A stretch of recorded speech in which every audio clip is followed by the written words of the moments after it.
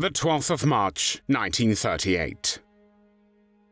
German troops cross the border with Austria and invade the country without firing a single shot. They are not met with armed resistance, but with cheers and flowers. While thousands of Austrians turn out to greet Adolf Hitler as he travels first to Linz and then on to Vienna, terrified Jews, leftists, and other opponents of the Nazi regime race towards the country's borders, hoping to reach them before they are closed, but most would become trapped in a rapidly Nazifying Austria. In the weeks that follow, there is pogrom-like violence across the country. Austrian Nazis and others beat up, attack, and humiliate the Jews. They force them to scrub the streets, clean public toilets, and perform humiliating exercises. Many decide to try to leave Austria, and lines appear at consulates across the city of Vienna. Among the Austrians who greet the Führer is a woman who, as the SS chief guard at the Auschwitz concentration camp during the Second World War, will be responsible for the brutal torture and killing of thousands of innocent women and children. Her name is Maria Mandl. Maria Mandl, a daughter of master shoemaker, was born on the 10th of January 1912 in Münzkirchen, then part of Austria-Hungary. After school, she worked as a domestic help in Switzerland and Innsbruck, and in 1937 started work at the Münzkirchen post office. Maria Mandl was 26 years old when Adolf Hitler annexed the federal state of Austria into the German Reich. The Anschluss, as it became known, took place over 3 days between the 11th and 13th of March, 1938. In September of the same year, Maria Mandl moved to Munich in Germany, and 1 month later, she began working at the Lichtenberg concentration camp. She took the job because her uncle had worked in the concentration camps, and because of the money. For mistreating female prisoners, she was earning a few times more than at the Münzkirchen post office. Housed in a Renaissance castle, Lichtenberg was among the first concentration camps to be built by the Nazis and was operated by the SS from 1933 to 1939. From 1937 to 1939, it held only female prisoners. Mandl's specialty at Lichtenberg was to strip the prisoners naked, tie them to wooden posts, and beat them mercilessly until she could no longer lift her arm. On the 15th of May 1939, Mandl was sent with other guards to the newly opened Ravensbrück concentration camp, which was the only major women's camp established by the Nazis.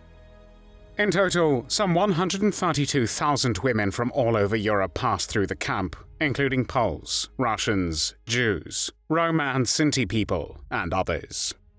Of that number, over 92,000 women perished. At Ravensbrück, Maria Mandl would patrol the camp with a dog, and if she took a disliking to someone, she would set the dog on the prisoner until the inmate was torn to pieces. When she approached, prisoners would whisper warnings that Mandl was coming, and everyone would fall silent. She always carried a whip, using it to beat and kick prisoners all over their bodies. On one occasion, Mandl viciously beat a prisoner who dared to pick up scraps of discarded food. On a different occasion, she brutally kicked and beat an elderly prisoner in the corridor near the camp cells, causing the woman to collapse on the stone floor. Mandl continued to kick her until the old prisoner was dead. She often confined prisoners in cells with straitjackets and beat them unconscious. At Ravensbrück, Maria Mandl's presence was a symbol of relentless cruelty and terror, making roll calls with her among the worst experiences inmates had to endure. In the early spring and autumn, when the ground was covered with frost, she forbade prisoners from wearing shoes, allowing them only during work. Otherwise, they had to walk barefoot. Prisoners often had to stand barefoot from 4 a.m. through the entire roll call until about 6 a.m. If a prisoner, usually an older woman, placed a piece of paper under her feet for some relief, Mandl would punch and kick her senseless. For this offense, the beaten victims were often carried away to a dark cell or the penal block. The Second World War started on the 1st of September 1939 with a German invasion of Poland. In the spring of 1942, the SS leadership decided to establish a women's concentration camp at Auschwitz, located in German-occupied Poland, which was initially located in the main camp, and then moved to Birkenau in the summer of 1942. From October 1942, Maria Mandl served as SS chief guard at the Birkenau women's camp, where most of the women imprisoned had to perform forced labor. Her control over both her female subordinates and female prisoners, who used to call her the Beast, was absolute. Mandl was notorious for her brutal treatment of prisoners, and she would beat and torture them without provocation. Once, she assaulted a prisoner until she bled, simply for keeping her hands in her pockets. When the woman dared to do it again, Mandl beat her unconscious and then bashed her head against the wall. She viciously attacked the secretary of Edvard Beneš, the president of Czechoslovakia, for smoking a cigarette, then confined her to solitary confinement for 3 weeks. In another incident, when 3 prisoners went missing, Mandl beat and kicked their overseer, even as she lay helpless on the ground. Maria Mandl was obsessed with hurting Jews, and would seize any opportunity to beat or kill them. Once, she saw a block leader at the entrance to the block beating Jewish inmates with a stick so hard that they fell to the ground. As the women lay there, Mandl, her fellow overseer Margot Drexel, and the guards ran to them. Mandl kicked the prisoners lying on the ground and dragged them by their hair, shouting to Drexel, "Help me, these stinking Jewesses won't go on their own." On a different occasion, Mandl and Drexel came across some cabbage being boiled along with potatoes in the dining room of a working block. The cabbage was added to the potatoes because the prisoners in the kitchen wanted to make an extra meal and get some extra nutrition. Mandl and Drexel summoned the room elders. 2 prisoners responsible for the food, Maria Tarnowska and Genovefa Uan, were called to the dining room where the food was being cooked. Maria Mandl and Drexel started screaming and beating up Tarnowska first, and when she fled, they turned to Uan. They took turns punching her in the face, boxing style. One would beat while the other rested. Uan started to lose consciousness and felt weak, but did not fall down. Then Mandl poured the boiling soup on the floor, and both of them threw Uan into the boiling water, kicking her. The heat helped Uan regain consciousness, and she tried to get up. Mandl and Drexel, holding her down by the shoulders, did not allow her to rise, but kept her in the boiling water. After a while, when they grew tired, they left Uan alone and departed. Maria Mandl occasionally organized so-called delousings, where prisoners were stripped naked in the cold and snow and kept there for hours. After each delousing, the death toll in the camp rose due to the freezing conditions.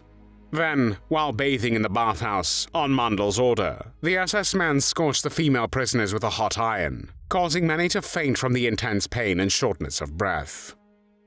On another occasion, a young female prisoner named Mala Zimetbaum, who worked in the camp as an interpreter, fled, but was caught and sentenced to death by hanging. Maria Mandl volunteered to carry out the sentence herself, wanting to hang Mala to set a deterrent example.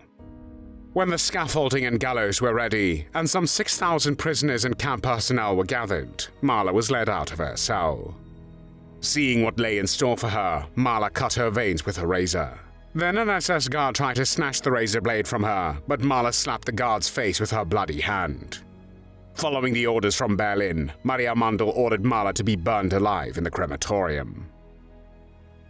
Mandl also frequently imposed hunger punishments, depriving prisoners of bread for 2 or 3 days. During these punishments, she ordered prisoners to pour out the soup they were supposed to receive. Mandl held a special hatred for the Polish women, often saying, "You Polish pigs, you all came here to die out." Maria Mandl also participated in selections and sent thousands of prisoners to the gas chambers. Zofia Czerwinska, a Holocaust survivor, described how Mandl behaved during one such selection. Mandl would conduct selections with Dr. Josef Mengele and protective custody camp leader Franz Hössler. Wearing gloves and holding a stick, she pushed the prisoners, many covered in ulcers, towards Mengele, who had the final say. They chose 3,000 women then, but instead of being directly sent to the gas chamber, they were sent to Block 25, known as the Block of Death. A few days after this selection, Zofia went to Block 25 to fetch some rags for gassing. When she reached the gate, she encountered Mandl and Franz Hössler, who were leaving the block in high spirits. Mandl said to Hössler, "They deserve this." When Sophia entered the block, she saw a large pile of corpses with fragments of flesh gnawed away by rats. Mandl also took part in selections on the rail ramp when the SS doctors made the most of the decisions about who was qualified for labor and who was to be killed immediately. The men and older boys were in one column, and the women and children of both sexes in the other. During these selections, Mandl tortured the prisoners in a cruel way, beating the women, the men, and the children with a whip and kicking them blindly.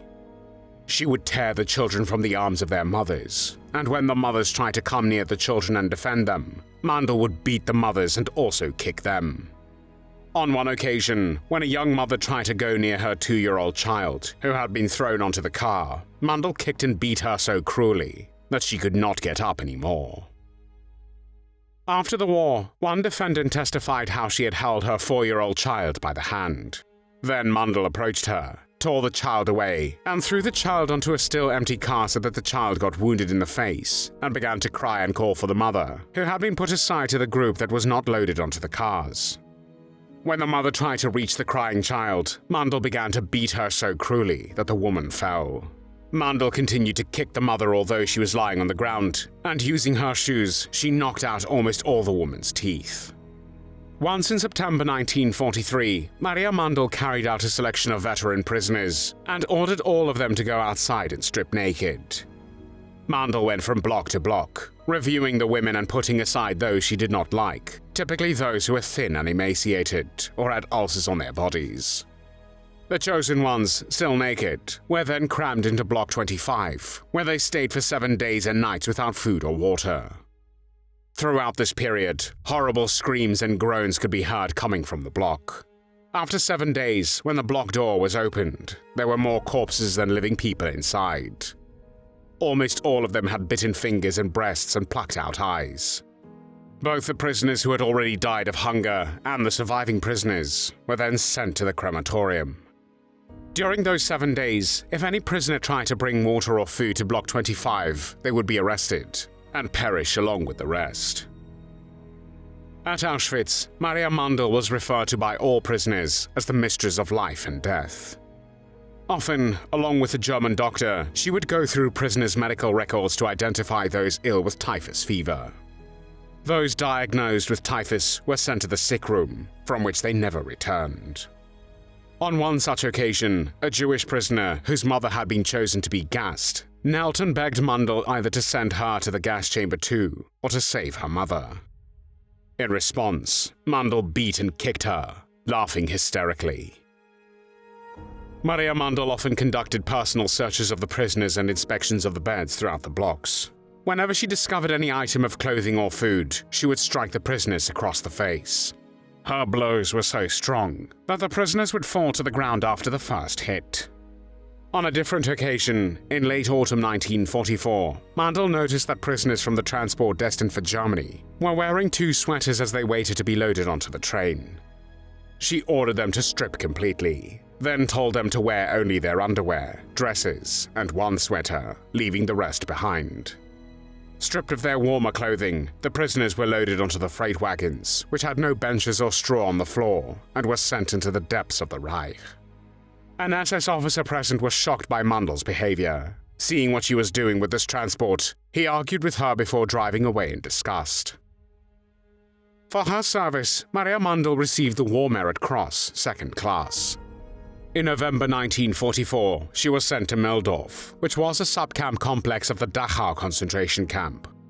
The Mühldorf camps were established to provide labor for underground installations in order to produce the Messerschmitt 262 German fighter aircraft and fighter bomber that was the world's first operational jet-powered fighter aircraft.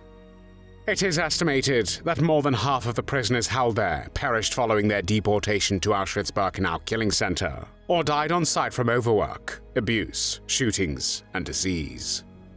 Prisoners frequently worked 10 to 12-hour days hauling heavy bags of cement and carrying out other arduous construction tasks.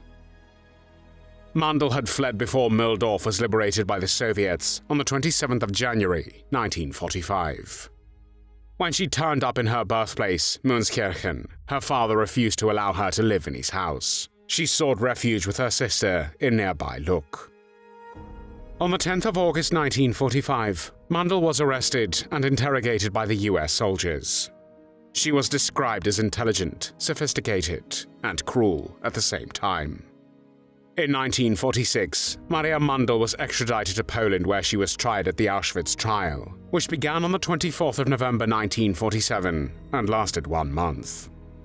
She would spend weeks at the Mandl prison in Krakow, awaiting the verdict of the Poland Supreme National Tribunal. While in prison, Mandl shared a cell with Teresa Brandl, a former Auschwitz camp guard, and Stanislawa Rachwalowa, a Polish survivor of Auschwitz who was an inmate under Mandl's administration. Rachwalowa was arrested by Poland's post-war communist authorities as an anti-communist activist and sentenced to death. Rachwalowa recalled one occasion when, several days before the Supreme National Tribunal's verdict, she was ordered to take a bath together with Maria Mandl and Teresa Brandl. Rachwalowa said, "In the afternoon we were summoned to take a bath. Through the pouring water and clouds of steam, I kept my eyes on the German women. Suddenly I noticed that the two of them were slowly approaching me. Mandl led the way, with Brandl following closely behind. Fear from the past seized me, leaving me terrified and defenseless. And there stood the former Beast of Auschwitz, Maria Mandl, just 2 steps away from me, wet, small and humble, tears streaming down her face. She spoke slowly, struggling with her words, catching her breath, yet it was clear. Ich bitte um Verzeihung, meaning, I am asking for forgiveness. Brandl, standing behind her, was crying uncontrollably. I cried with them. I took their outstretched pleading hands and said, I forgive you on behalf of the prisoners.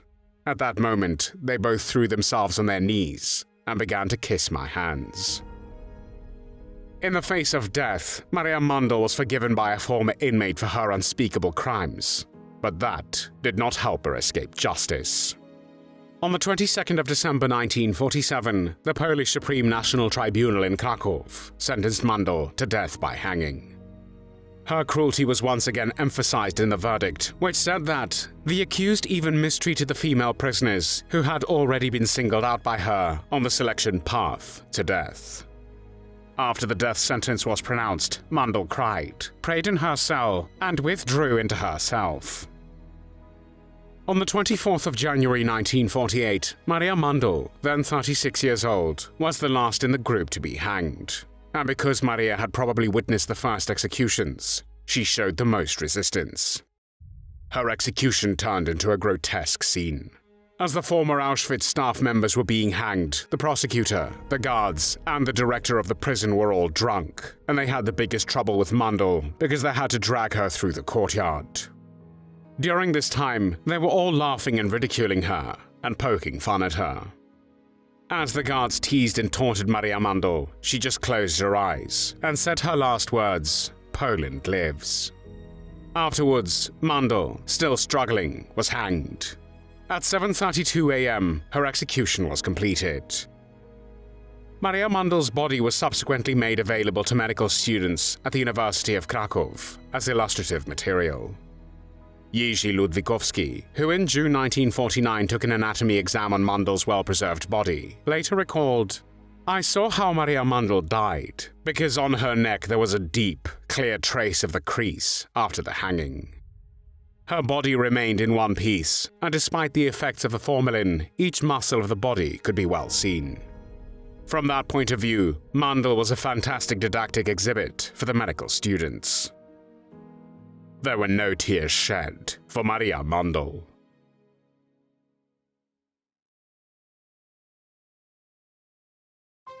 Thanks for watching the World History Channel. Be sure to like and subscribe, and click the bell notification icon so you don't miss our next episodes.